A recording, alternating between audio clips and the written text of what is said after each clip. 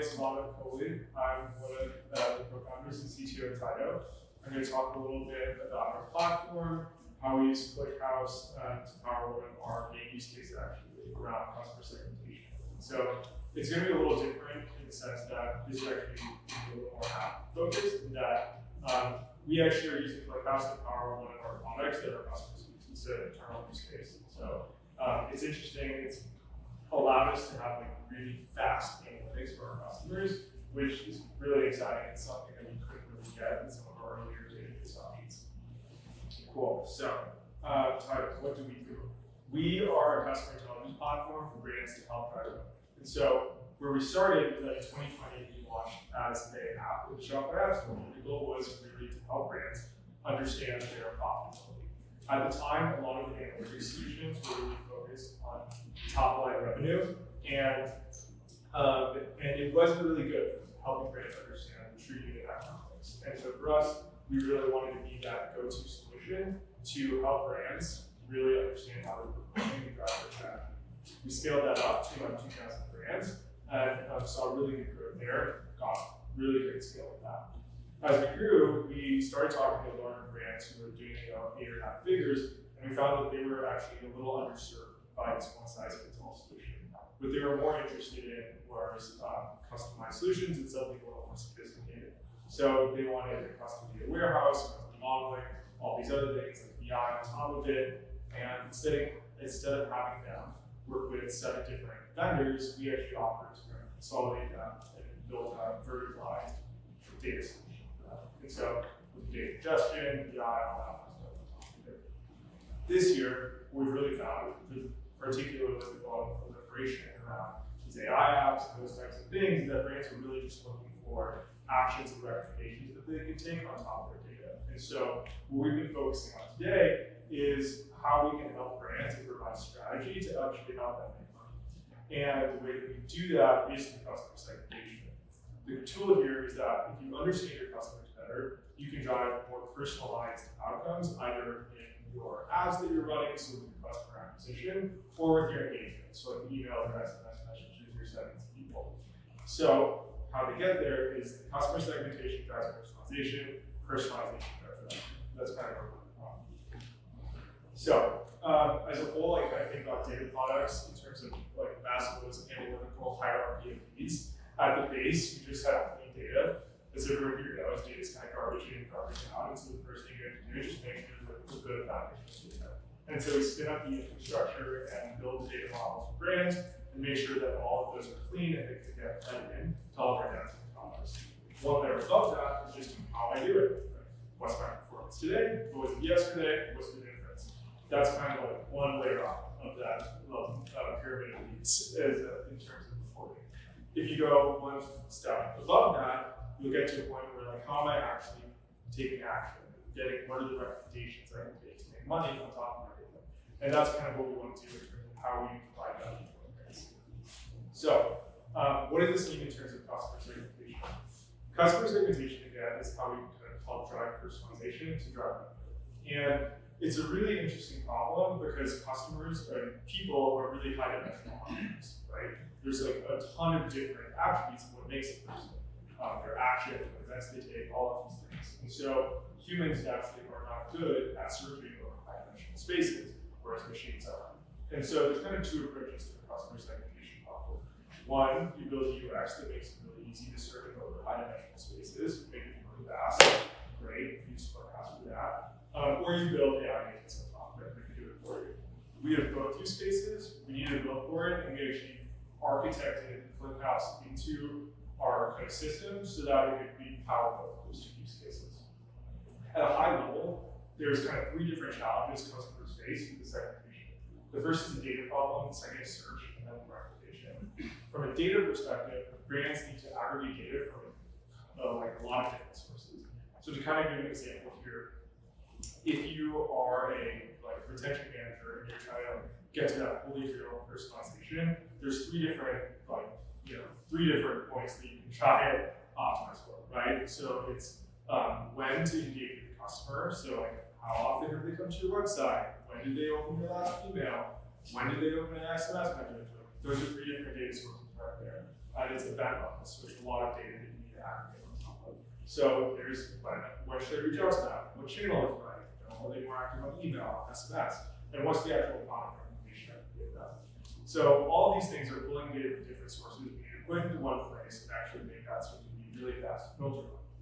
The second piece is the search. So now you have these really wide tables, like how do I actually make sense of it? How do I understand which behaviors are actually driving my best customers? And how do I actually discover all these patterns across all of the different data sources?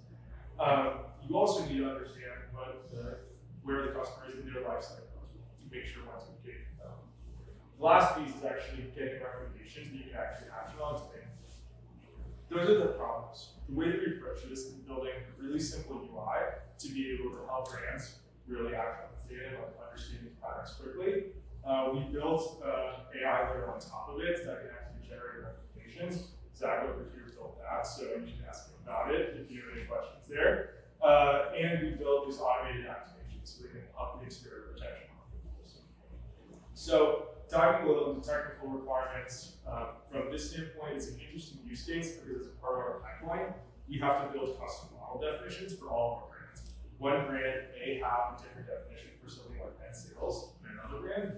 We need to build that into our pipeline and make sure the application can still run really easily on top of it without any change to our source code, which is kind of an interesting use case because it means you have to build a very abstracted application on top of it. The other piece is that we want to make sure you can actually use these segments across our different products. So you take the segment, you say, okay, great, I want to use this audience here, got to support that. The one piece which honestly is why we're so excited to use ClickHouse is that it's just way faster than the alternative solutions that we use for databases for this particular use case. And then the other piece is we wanted to make sure that the models that we like data models we end up storing can then be used downstream. Okay, so our journey through different databases. We actually initially built this product with a Postgres backend, and like queries were timed out after minutes. It was really bad. It was fast for development. I actually think Postgres is an incredible database. I still advise people to start with Postgres because it's super cheap. It's just a great product. And so it's really good for smaller workloads and as an application backend, not good for the customer segmentation use case. It's high latency for writing queries. Obviously, it's row-based, and so you get like hundreds of columns, which is really not performant in this use case.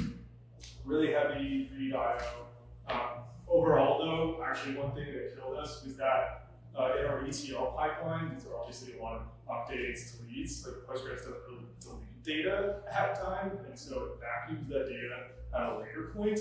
And we had like massive downtime because of Postgres. Sounds like other people here that also face that. So yeah, we learned our lesson there with Postgres in the back end. We looked at BigQuery for this too, and BigQuery is great. It's super cheap storage.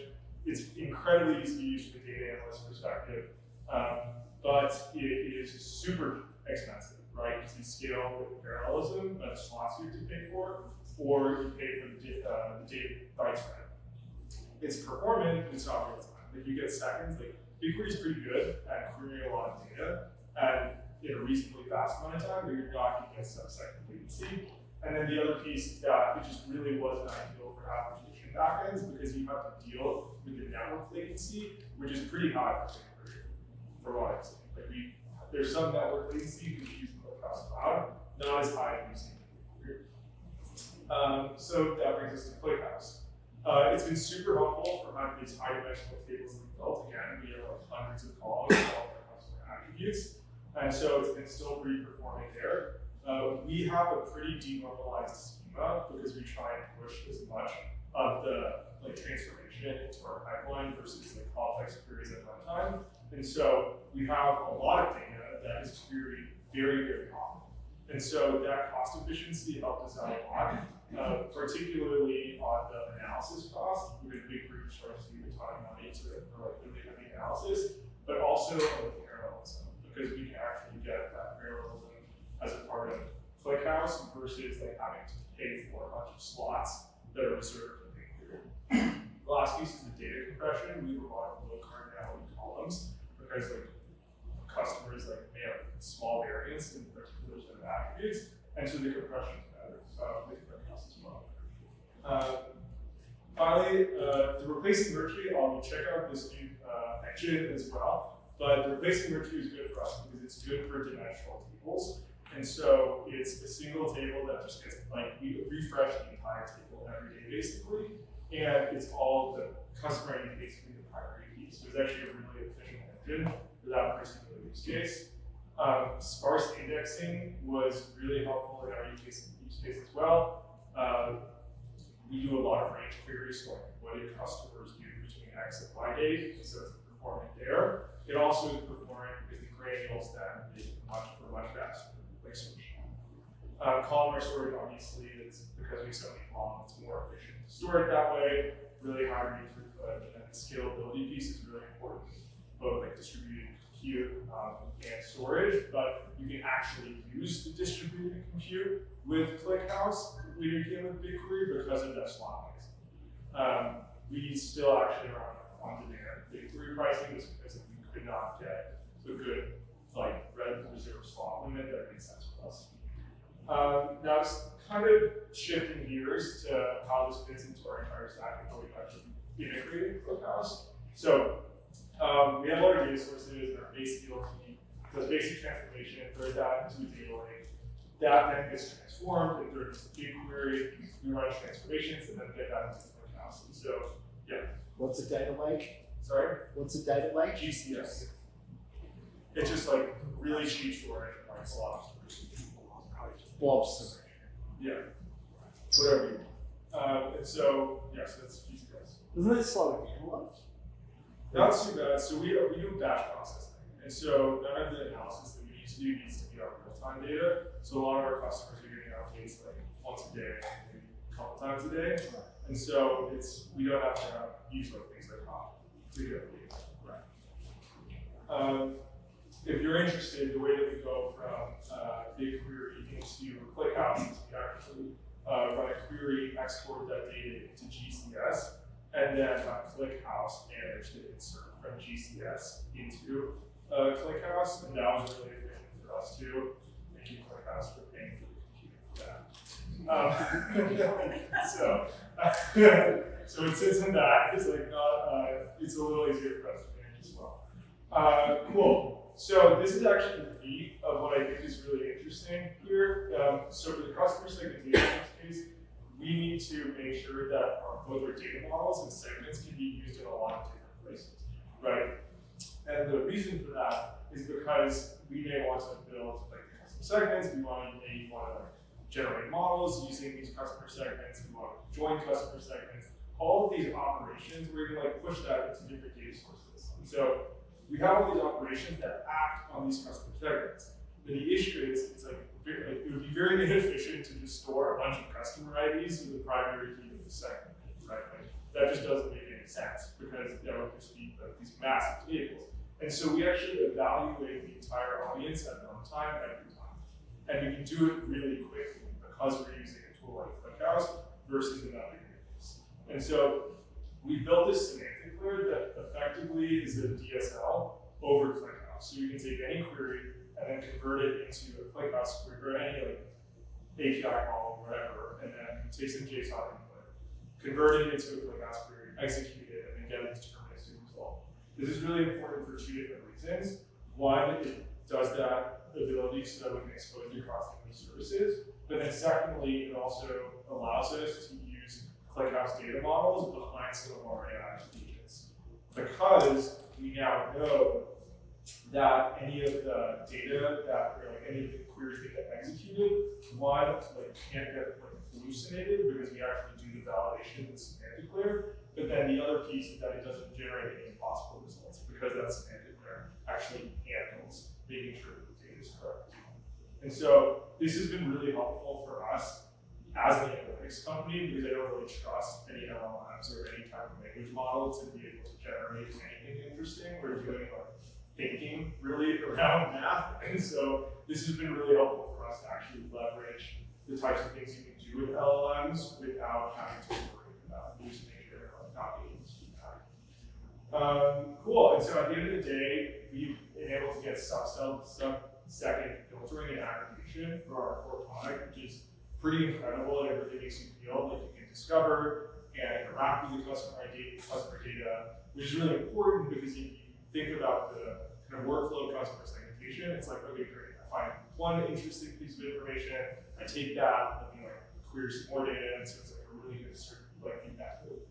Other piece that's cost efficient, high throughput reads, so like you query over a lot of data a lot of times, it's fast, it's cheap, and you get that parallelism, and so we can actually get parallelism without having to pay for slots, which is great.